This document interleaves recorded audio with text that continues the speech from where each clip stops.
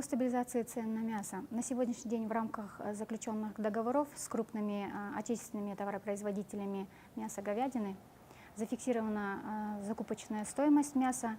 В настоящее время конечная цель реализации на переднюю лопаточную часть составляет 1350 тенге до конца года.